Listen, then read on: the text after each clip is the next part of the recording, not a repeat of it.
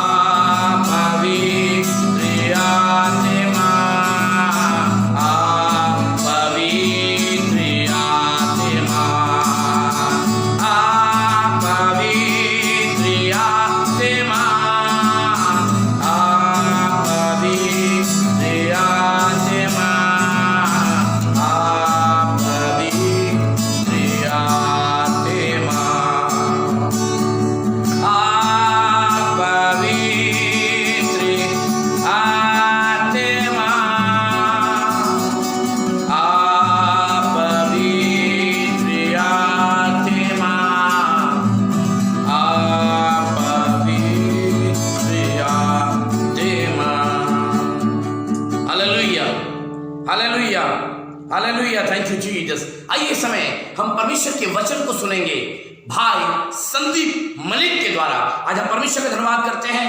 आज हमने उन्हें आमंत्रित किया है कि वो भाई आए, आप प्रभु के सामर्थ्य वचन को बांटे। तो लीजिए सुनिए परमेश्वर के वचन भाई मलिक के द्वारा। प्रभु के अदम्य सामर्थ्य नाम में सबों को जय मसीह की। हम परमेश्वर का धन्यवाद करते हैं। परमेश्वर ने एक सुंदर समय दिया, एक सुंदर मौका दिया कि मैं आपके सामने परमेश्वर के वचन को लेकर आ पाया हूँ। आइए आज हम परमेश्वर के वचन से मनन करने के लिए निकाल लेंगे पहला पत्रस, उसका 5 अध्याय और उसका 7 वचन। और अपनी सारी चिंता उसी पर डाल दो क्योंकि उसको तुम्हारा ध्यान है। मेरे प्रियो, परमेश्वर आपकी परवाह करते हैं। हमारे प्रतिदिन के जीवन में कुछ ना कुछ ऐसा जरूर है जो क्या होता है, हमारे हाथों से टूट जाता है। कुछ समय पहले क्या हुआ, मैं बाजार से एक परफ्यूम का नया बॉटल लेकर आया था और मैं कुछ काम को करने में व्यस्त हो गया। अपने हाथ में बोतल पकड़ के ही रखी थी कि बोतल क्या हुआ, मेरे हाथ से छूट के गिर गया और जो गिरा फर्श पे गिरा, क्या हो गया, वो बिल्कुल चकनाचूर टूट गया। सारा परफ्यूम उसमें से निकल करके उड़ गया। मेरे प्रियो, क्या आपके साथ ऐसा नहीं होता? क्या आप लोग में से ऐसा कोई व्यक्ति है जिसके हाथ से कभी कुछ ना टूटा हो? जब भी हमारा कुछ भी चीज टूटता है तो हमें क्या होता है, हमें बड़ी तकलीफ होती है, हमें बड़ा अफसोस होता है और हम सोचते हैं कि काश मैंने थोड़ा और ध्यान दिया होता, काश मैं थोड़ा बेपरवाह ना हो गया होता। मेरे प्रियो, जब भी क्या होता है, मेरे घर में कोई भी चीज गिरने का आवाज होता है तो मैं दौड़ के जाता हूँ देखने के लिए कि कहीं कुछ टूट तो नहीं गया। मेरे प्रियो, आज अगर हम अपने पश्चिम बंगाल की अवस्था को देखेंगे, कुछ समय पहले हमारे पश्चिम बंगाल में बहुत बड़ा तूफान आया और उस तूफान ने क्या किया, बहुत सारे घरों को तोड़ मरोड़ दिया और आज वहां के लोग क्या है, बेघर है। आज वहां के लोग बड़े तकलीफ में जीवन को गुजार रहे हैं। मेरे प्रियो, तूफान के कारण आज पश्चिम बंगाल का वो एरिया जहां पर ये तूफान आया था, सुंदरबन का जगह, उस स्थान को अगर हम देखें तो ऐसा लगता है जैसे वहां पर पिछली रात युद्ध हुआ था। बिल्कुल सब कुछ टूटी फूटी अवस्था में है। मेरे प्रियो, हम में से बहुत सारे लोग इस लॉकडाउन में अपने अपने घर में हैं और अपने अपने घरों में रहने के बावजूद भी आज हमारा परिवार टूटा हुआ है। आज हमारे से बहुत से ऐसे लोग हैं जिनके परिवार की आशा टूटी हुई है। हो सकता है कि आज आपके ये सपने टूटे हुए हैं। और मेरे प्रियो, जब भी कोई चीज टूटता है तो हमें बड़ी तकलीफ होती है, हमें बड़ा अफसोस होता है। मेरे प्रियो, अगर हम लोग क्या करते हैं, हमारे पास जितनी वस्तुएं होती हैं, तो देखिए वो दो तरह की वस्तुएं हमारे पास होती हैं। एक ऐसी वस्तु होती है जिसको हम जोड़ सकते हैं, और दूसरी वस्तु ऐसी होती है जिसको हम जोड़ नहीं सकते। मेरे प्रियो, जिन वस्तुओं को हम जोड़ सकते हैं, उस वस्तुओं को जोड़ने का हम क्या करते हैं, तुरंत प्रयास करते हैं। हम क्या करते हैं, तुरंत बाजार दौड़ जाते हैं, एक फेविक्विक लेकर के आते हैं 5 रुपया वाला, और क्या करते हैं, उस वस्तु को जोड़ने की कोशिश करते हैं। बहुत सारा वस्तु जुड़ जाता है और हमें अच्छा लगता है कि मेरा वस्तु क्या हो गया, फिर से काम में लाने योग्य हो गया। लेकिन मेरे प्रियो, जब भी कोई एक वस्तु टूट जाती है तो उसमें पहली ऐसी बात नहीं रह जाती, उसका वो सुंदरता चला जाता है। मेरे प्रियो, और दूसरा चीज हम क्या करते हैं, हम दूसरा उन वस्तुओं को लेकर के आते हैं जो वस्तु क्या होती है, जब टूटती है तो एक बार नहीं परमानेंटली टूट जाती है। उसको रिपेयर करने का, उसका मरम्मत करने का हमारे पास कोई उपाय, कोई साधन नहीं है। मेरे प्रियो, आज परमेश्वर वचन आपसे कह रहा है कि आज आपके जीवन में क्या टूटा। मेरे प्रियो, आप इसको बता सकता है कि दुनिया में सबसे ज्यादा टूटने वाला वस्तु या टूटने वाली चीज क्या है। मेरे प्रियो, अगर मैं आपको ऑनेस्टली बताऊं तो हमारे जीवन में, हमारे घर में, हमारे परिवार में, हमारे संसार में सबसे ज्यादा अगर कोई वस्तु टूटता है तो वो है हमारा हृदय, हमारा दिल।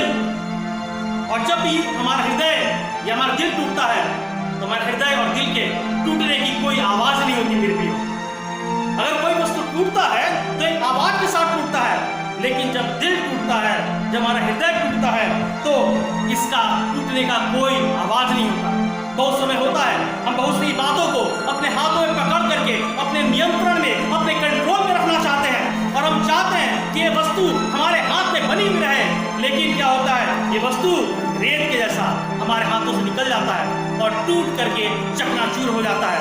मेरे प्रियो, और जब ऐसा कुछ होता है हमें बड़ी तकलीफ होती है। हो सकता है कि आज आप टूटे हुए हैं, हो सकता है कि किसी व्यक्ति ने आपको धोखा दिया है, हो सकता है किसी ने आपको आज आपका भरोसा तोड़ा है, किसी व्यक्ति ने आज आपका हक मारा है, किसी व्यक्ति ने आपको आपका फायदा उठाया है, आपका इस्तेमाल किया है, किसी व्यक्ति ने आपको नीचे गिराया है। हो सकता है कि आज आपकी ये नौकरी चली गई है और आज आप बहुत उदास है, बहुत दुखित है, और भीतर ही भीतर आप घुट रहे हैं और आप सोच रहे हैं कि अब मेरा क्या होगा।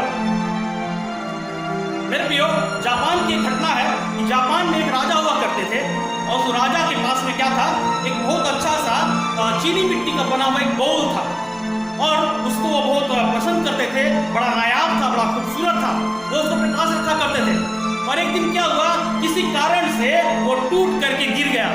राजा को बड़ा तकलीफ हुआ, और राजा ने क्या किया, इस चीनी मिट्टी के उस बाउल को रिपेयर करने के लिए वापस चीन देश भेज दिया। और चीन देश के कारीगरों ने क्या किया, कुछ पिंस को लेकर के उसको जोड़ कर ला के भेज दिया, जो देखने में बड़ा अनटाइडी लग रहा था, बड़ा क्रूप लग रहा था। राजा ने जब इसको देखा, राजा को पसंद नहीं आया। तब राजा ने क्या किया, अपने स्थान के कारीगरों को दिया कि लो तुम लोग उसको मरम्मत करो। और वहां के कारीगरों ने क्या किया, बड़ी खूबसूरती के साथ उसको जोड़ा। और मेरे प्रिय, पता है सबसे महत्वपूर्ण बात उसने क्या की, वहां के कारीगरों ने एक सोने का पतला परत हर एक क्रैक के ऊपर, हर एक टूटे हुए स्थान के ऊपर में लगाया, और वो वस्तु पहले से अधिक खूबसूरत, पहले से अधिक सुंदर बन गई, पहले से अधिक मूल्यवान बन गई। मेरे प्रियो, हमारा परमेश्वर यहोवा भी ऐसा ही है। हमारा परमेश्वर आज आपकी टूटी हुई हर एक अवस्था को जोड़ना चाहता है। वो चाहता है कि आपके जीवन में जो कुछ भी टूट गया है, जो कुछ भी बर्बाद हो गया है, जो कुछ भी खराब हो गया है, उसको वो ठीक करना चाहते हैं। मेरे प्रियो, हर एक टूटी हुई चीज को अगर क्या हो सकती है, एक अच्छी, एक आशीष का कारण बन सकती है, लेकिन शर्त यह है कि आप उसको जो ठीक करने का काम है, ये जो मरम्मत का काम है, ये अगर आप परमेश्वर को सौंपेंगे तभी ऐसा हो सकता है। मेरे प्रियो, पहला भजन, उसका हम 51 अध्याय और 17 वचन को अगर हम पढ़ें तो परमेश्वर क्या वचन कहता है कि परमेश्वर टूटे हुए हृदय को व्यर्थ नहीं समझते। परमेश्वर टूटे हुए हृदय को या तो फिर से परमानेंटली जोड़ देते हैं, और नहीं तो आपके हृदय को बिल्कुल नया कर देते हैं। आज आपके जीवन में ऐसी कौन सी चीजें हैं जो टूटी हुई अवस्था में है, जो बिखरी हुई अवस्था में है, उसे आज परमेश्वर के हाथों में सौंप दे। वह उसे आज जोड़ेंगे, उसको फिर से बिल्कुल नया कर देंगे।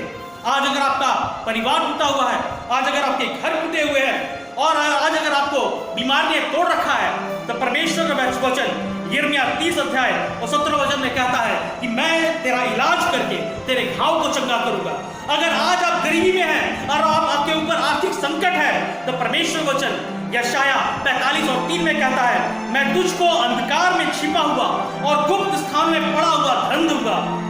आज अगर आपका दिल टूटा हुआ है मेरे प्रियो, और आज आप अकेले में रोते हैं, आंसू बहाते हैं और आपको लगता है कि कोई भी आपके आंसुओं को नहीं देखता, कोई भी आपके बिलखने को नहीं सुनता, कोई आपको की परवाह नहीं करता, और आप सोचते हैं कि मेरा मर जाना ही अच्छा है, लेकिन परमेश्वर आपसे कहते हैं यूहन्ना 14 और 20 के अनुसार, मैं जीवित हूं, मतलब यीशु मसीह जीवित है, और चूंकि यीशु मसीह जीवित है तो आप भी क्या करेंगे, आप भी जीवित रहेंगे।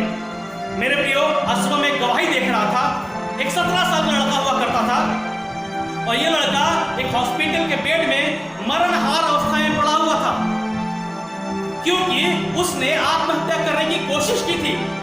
उसने जहर खा लिया था। क्यों जहर खाया पता है आपको?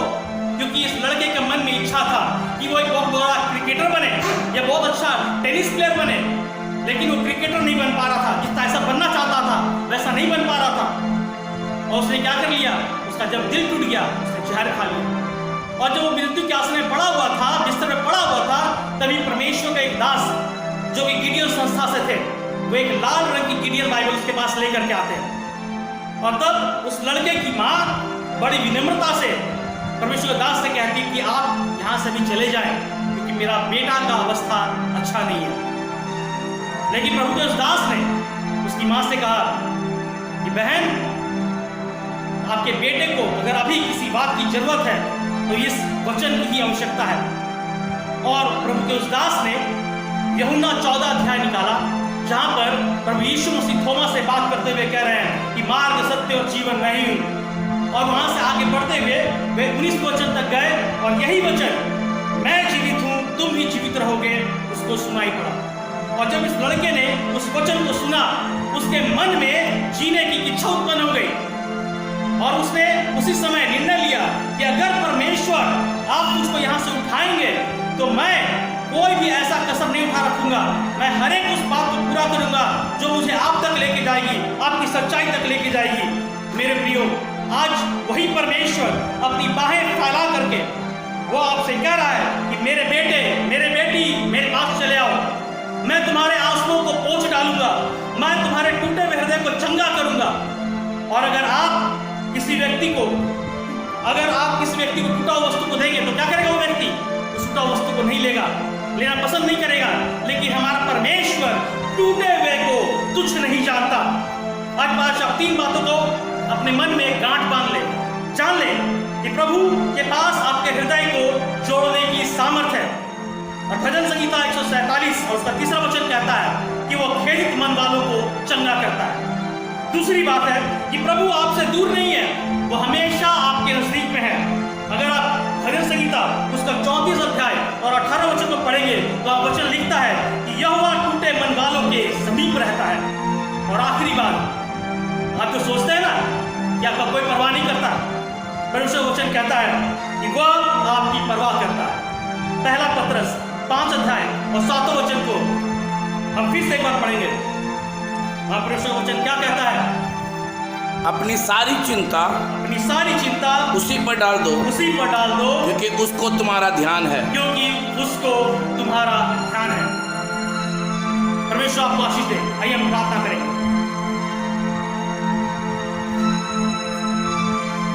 सर्वशक्तिमान जीवते प्रेम पिता परमेश्वर हुआ खुदावन, कोई अगर हमें नहीं देखता पिता परमेश्वर तो ना देखे, लेकिन परमेश्वर आप हमें देखते हैं प्रभु जी।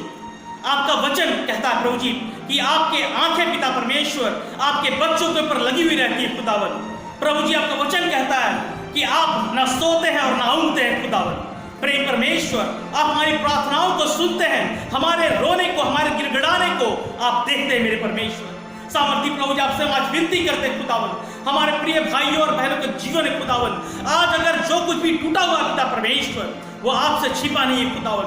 आपने प्रभु जी उनके हर एक आंसू को देखा है खुदावन। आपने प्रभु जी उनकी हर एक प्रभु जी प्रार्थनाओं को सुना है खुदावन, जो उनके होठों तक पहुंच नहीं पाई खुदावन। प्रिय परमेश्वर आपसे विनती करते हैं मेरे प्रिय परमेश्वर हुआ, आप हमारे भाइयों और हमारे बहनों के जीवन पिता परमेश्वर जो कुछ टूटा हुआ है प्रभु जी आप उसको जोड़ दीजिए मेरे परमेश्वर हुआ। मेरे परमेश्वर जो कुछ भी उसके जीवन में पिता परमेश्वर घटी और कमी है खुदावन, जिस कारण उनका हृदय टूटा हुआ खुदावन, उस प्रभु जी घटी और कमी को प्रभु जी अपने स्वर्ग के भंडार से पूरा करिए खुदावन। इस वक्त पिता परमेश्वर अगर कोई भाई है खुदावन या कोई बहन है जो सोच रही है कि मेरे जीवन का तो अब अंत हो चुका है और मैं अब आत्महत्या कर लूंगी, मेरे परमेश्वर से विनती करते हैं आपका वचन पिता परमेश्वर से बोले और उससे बातचीत करे। प्रभु जी आपका वचन कहता है आप जीवित हैं इसलिए हम सब जीवित रहेंगे। मेरे परमेश्वर होगा आप प्रभु जी जीवन को दीजिए खुदावन। प्रेम परमेश्वर आप जीवन के दाता हैं। मेरे परमेश्वर हो आपसे विनती करते हैं हर एक प्रभु जी खेदित मन को पिता परमेश्वर आज अपने प्रेम से प्रभु जी अपनी शांति से भर दीजिए खुदावन, ताकि हमारा हर एक भाई हर एक बहन पिता परमेश्वर अपने हाथ को उठाकर पिता परमेश्वर आपको प्रभु जी धन्यवाद आदर और महिमा देने को पाए खुदावन। धन्यवाद करते प्रेम परमेश्वर सारी विनती प्रार्थना को आपने सुना है और स्वर्ग में ग्रहण किया खुदावन। आपका धन्यवाद करते प्रभु जी और धन्यवाद के साथ प्रभु जी इस प्रार्थना को आपके बेटे के पवित्र मीठे नाम से मांगते हैं, आमीन। परमेश्वर आप सबको बड़ा आशीष दे। God bless you.